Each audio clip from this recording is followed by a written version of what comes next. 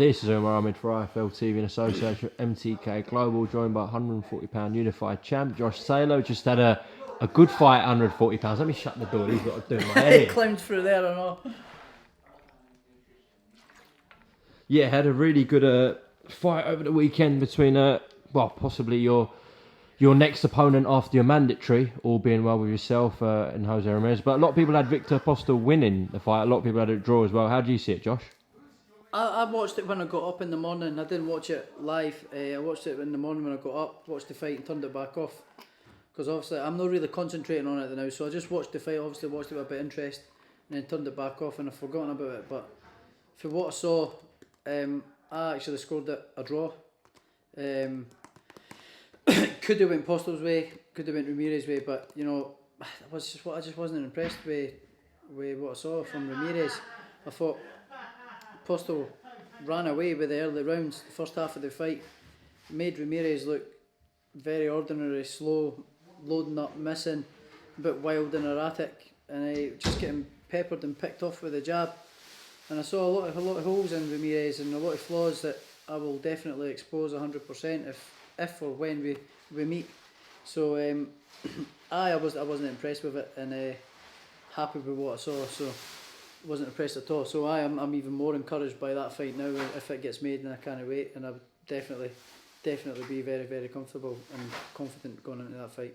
Well, at least you know what you're doing now. September the 26th, your mandatory Khongsong. I was just speaking to Ben about this actually, and obviously he's an unknown quantity to us, to the fans. Yeah. But Ben's saying he punches very hard. He's got a good technique. He looks solid. So this is no walkover or easy touch for you, Josh.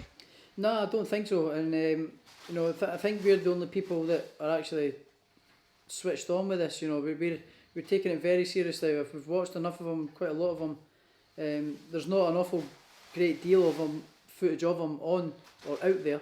So what we have seen and what we have got, we've studied it, and we've made a good plan, a game plan, and you know, he is very good. He's the same height as me.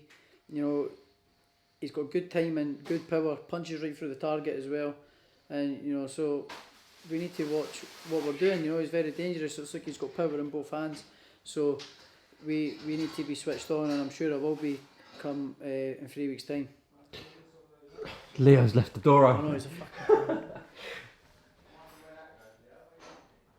What's it like living here? Bit of a madhouse? With Leo, it's definitely very entertaining. There's no boring. Training can be very, very boring and monotonous.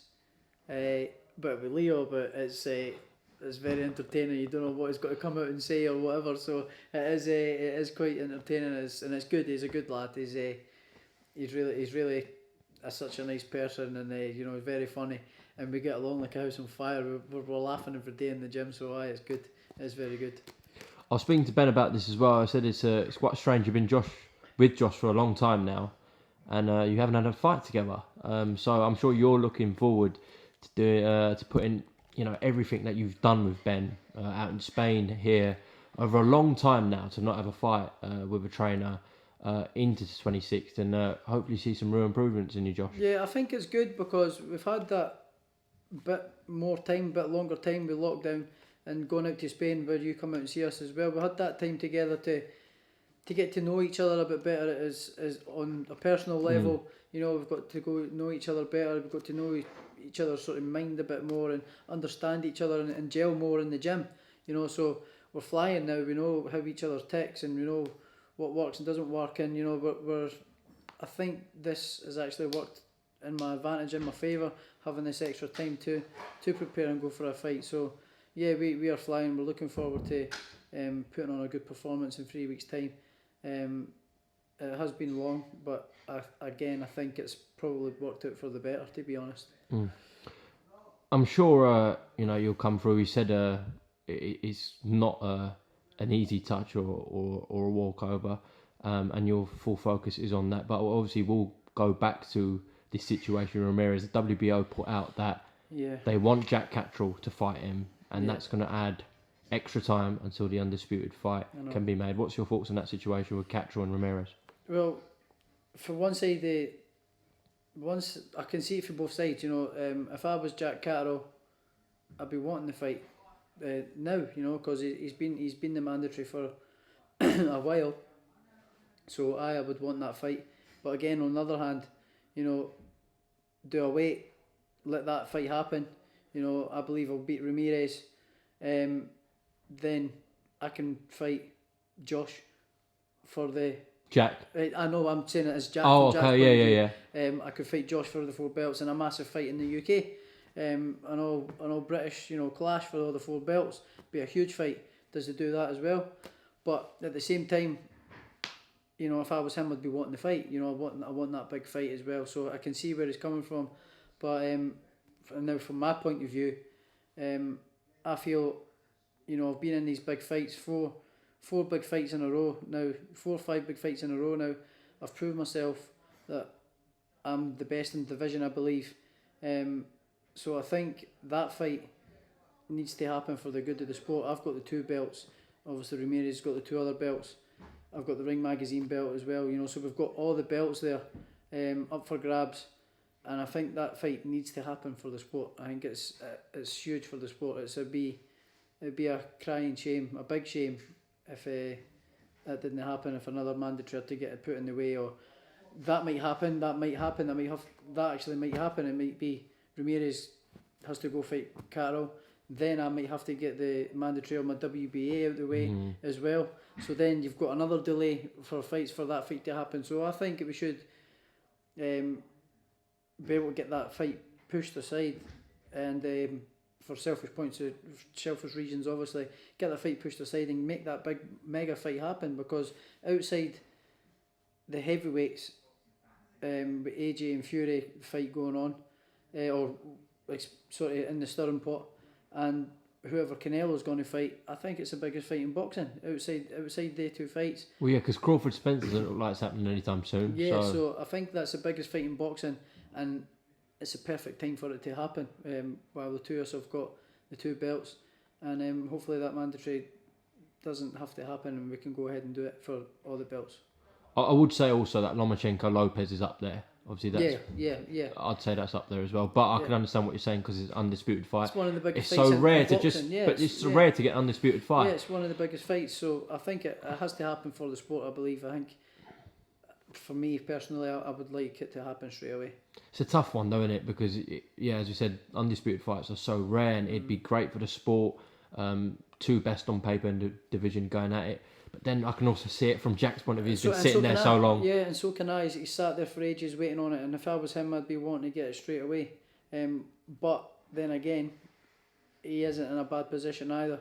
Because if that fight with myself and Ramirez goes ahead and happens, he's then sitting there to then, I believe he'll beat Ramirez. So he's then sitting there for me and him to go at it for all the 4 belts. Or fight for, you know, a vacant belt. So he's in a good position either way.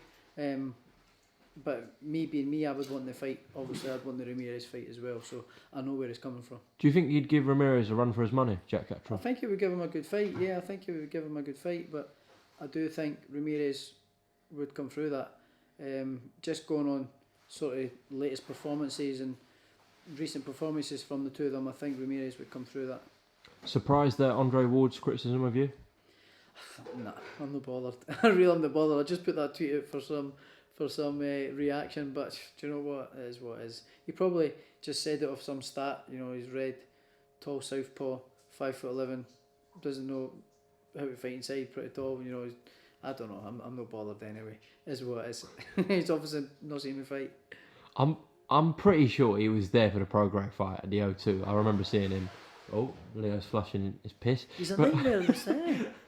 In and out with bags and shutting the doors and shouting. I'm pretty sure he was there commentating on your fight. But anyways, yeah, he reckons you're not a good inside fighter. Well, listen, it's his duty. He's entitled to his opinion, and that's what it is. But it doesn't bother me at all. Fair enough. I did ask because I saw the post you put up, so... Yeah, well, I thought you were bothered. Well, the thing is, the reason that tweet is because I know I can fight inside, and it's one of my strongest points in my game. At mid to short range, I'm brilliant. You know, there's not many people can beat me at mid to short range. So That's what I believe. I believe I'm one of the best in the division, one of the best in the game at fighting up and close and inside. So see how it goes. Most of your best work comes from that range. Yeah, so that's the only reason why I put that tweet up. We don't know shit is because that's what I know is one of my best attributes. All right, Josh Taylor, listen, best of luck on the 26th of September. I'll see you during that fight week in London. Is there anything you'd like to add before we go? Do you want to shout out your clothing range? No, all good. I'm all good here. Obviously, repping the Tartan Tornado shirt. Obviously, to get these out of the way so it doesn't look like TIT. So the Tartan Would Tornado, that be a better description? So, yeah, maybe that.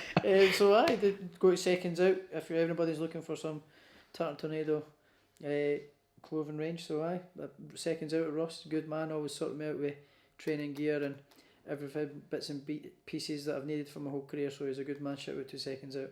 That's Seconds Out at the clothing store, by the way, not the YouTube channel. Store, yeah. Josh Taylor, thank you very much for talking to IFL TV, and as I said, I hope to see you in fight week, alright? No worries, cheers mate.